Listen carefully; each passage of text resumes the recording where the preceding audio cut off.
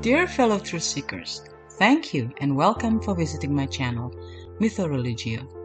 MythoReligio is a series of books about religious comparison studies between the stories in Judaism, Christianity, Islam, Hinduism and Buddhism, directly from their sacred books and world mythologies, hence the name MythoReligio.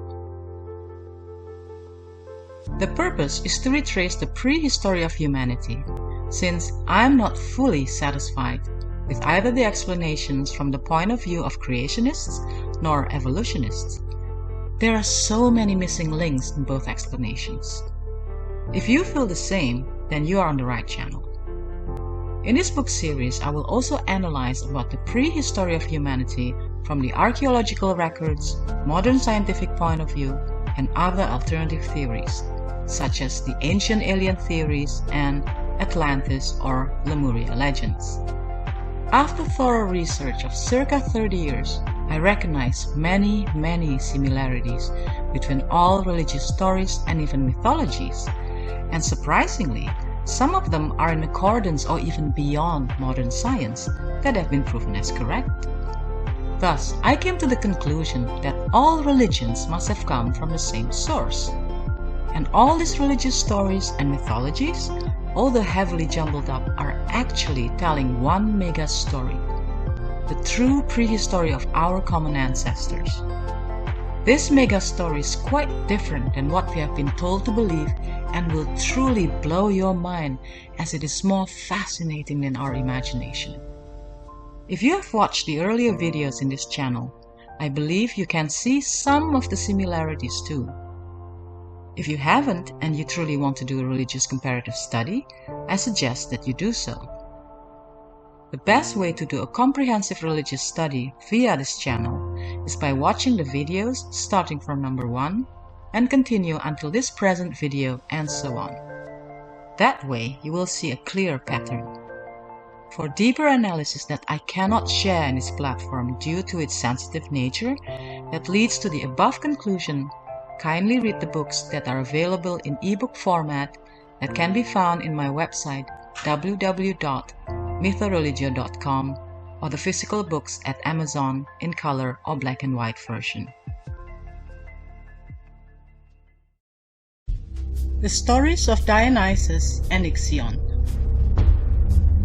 Dear fellow truth seekers, in this video I will be sharing two Greco-Roman myths with details that are vaguely similar to Jesus' story. Dionysus. Dionysus, or Roman Bacchus, was the Greek god of wine. As with other myths, his story has also many versions. I am sharing this story for our comparison study because some scholars have drawn parallels between Dionysus and Jesus. An early example was Friedrich Hölderlin, who in his Broad and Wine 1800-1801 suggested similarities between the Greek god Dionysus and Jesus. Problem of Christ in the work of Friedrich Hölderlin by Mark Ogden, page 151. The similarities began with the birth of Dionysus, which was extraordinary, like Jesus.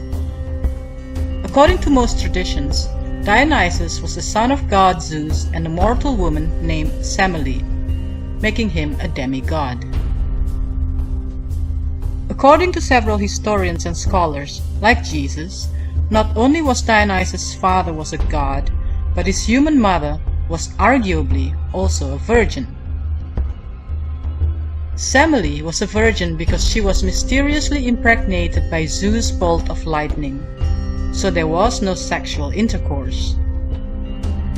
According to pre-Christian historian Diodorus Siculus, 90 until 30 BCE, decades before Christianity, in the Cretan version, Dionysus was the son of Zeus and the virgin Persephone.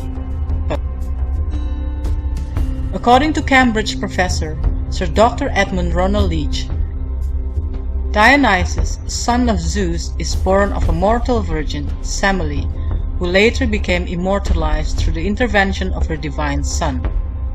Jesus, Son of God, is born of a mortal virgin, Mary. Such stories can be duplicated over and over again. truthbeknown.com/dionysus.html. Not only Dionysus was born of a god as a father and a mortal virgin, he was also twice born. Logically, in order to be born twice, one must die first. So, in other words, he was resurrected. There are also several versions of this twice born. One version said that Zeus' jealous wife Hera tricked Semele, Dionysus' mother, to ask Zeus to reveal his true form in front of her. Semele asked so despite Zeus' objection, but finally Zeus gave in and appeared in his true form, flashing lightning and thunder, and Semele was instantly burned to death by the sight of his divine glory. When Semele died, she already had a baby in her womb, i.e. Dionysus. Then Zeus rescued his unborn son by stitching the premature baby into his own thigh to hold until he was ready to be born. So Dionysus was born twice, once out of Semele and once out of Zeus. Dionysus was not only resurrected, but he was also able to resurrect a dead person. For later in his life he went to the underworld and bribed the queen of the underworld with a gift of myrtle.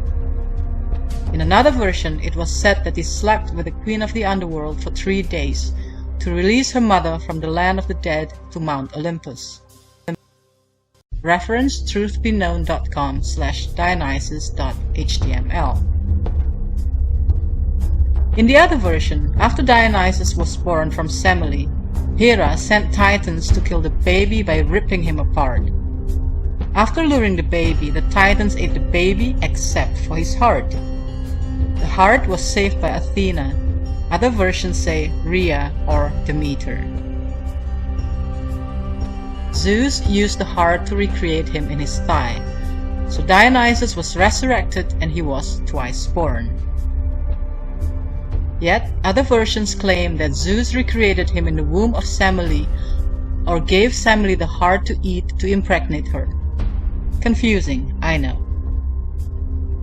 For safety reasons, Zeus entrusted King Athamas and Queen Io to raise Dionysus. But Hera found out about it and made Dionysus' foster parents mad, and in their madness they killed their own son, thinking he was a deer. Hermes, the messenger of the gods, came in time to save Dionysus before being killed too, and turned him temporarily into a baby goat. Others say a ram, like the biblical Isaac. Afterwards, Hermes sent Dionysus to Mount Nysa in India, according to Dionysus, Myth and Cult by Walter Otto, to be raised by nymphs. They took very good care of him and fed him honey. Here, Dionysus invented the process of making wine from grapes. Once he grew up, Hera realized that he was a son of Zeus, and so Hera drove him crazy. Dionysus wandered around the world to Egypt, India, Aegean Islands, etc., actively encouraging his cult while dancing in frenzied music, and gathered many followers who worship him. He was accompanied by wild women called the Maenads, wild men with goat feet called the Satyrs, and his obese tutor, Silenus. Dionysus gained many followers that several kings became threatened by him, and he dealt with them brutally or drove them to madness. There are many details on this part of the story, but I won't go into it now. Dionysus went from Egypt to India by building a bridge made of ivy and vine across the river Euphrates. After encountering much resistance, he reached India and soon conquered the entire country, introducing the art of viniculture and founding great cities. After his triumph, he decided to go back to Greece. On the ship, on the way back to Greece, Dionysus performed more miracles. Dionysus did not know that the ship that he boarded was actually a slave trader's ship. As soon as he found out about that, like biblical Moses turning his staff into snakes, Dionysus turned their oars into snakes, filled the boat with ivy, and he turned into a lion and slaughtered all the people on the ship. In another version, he turned them into dolphins. Finally, he arrived back in Greece and demanded his divinity to be acknowledged, and since he had been worshipped around the world, his demand was accepted. So, again like Jesus, Dionysus ascended to heaven, i.e. Mount Olympus, where he took a seat at the right hand of his father, Zeus. Dionysus was considered as one of the most powerful gods in ancient Greece. The Dionysus or Bacchus cult became a mystery religion in ancient Greece and later in Rome circa 200 BCE. That is, a religion that involved secret ceremonies known only to the initiated members of the cult.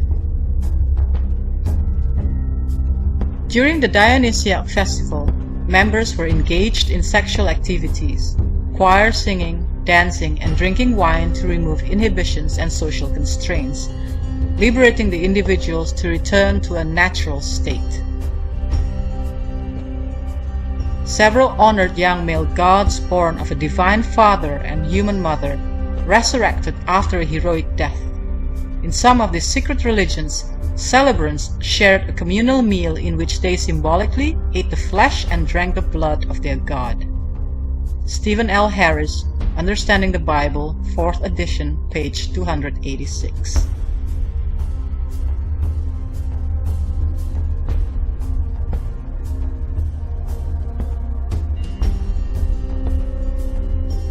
Ixion. Here's another story about a Roman demigod who was also crucified, although on a four-spoked wheel. King Ixion was a son of the war god Ares. His wife was Dia. During the wedding, Ixion promised his father-in-law a valuable present, but he didn't fulfill his promise. So his father-in-law stole some of Ixion's horses in retaliation, and for that Ixion murdered him. However, Zeus absolved his guilt and even blessed him favors. Ixion, with gross ingratitude, then tried to seduce Hera, but Zeus tricked him by getting the cloud goddess Nephil to assume Hera's shape.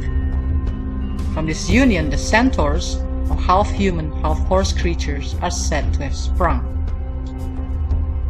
Ixion boasted of his deed, but as a punishment for his crimes, Zeus cast him into the underworld, where he was bound on a wheel that turned forever in the wind. If you didn't see that many similarities in the stories that I have just shared with you, I will go through them one by one in my later videos. So just to reiterate, the videos in this channel are meant to be watched in a sequel, like TV series, if you want to know the answers as to why there are so many similarities across all religions and mythologies, and what is the possible true prehistory of humanity after analyzing them with scientific data. Individually, these videos will just raise more questions, but of course it is your choice, and I'm really thankful that you have watched this one.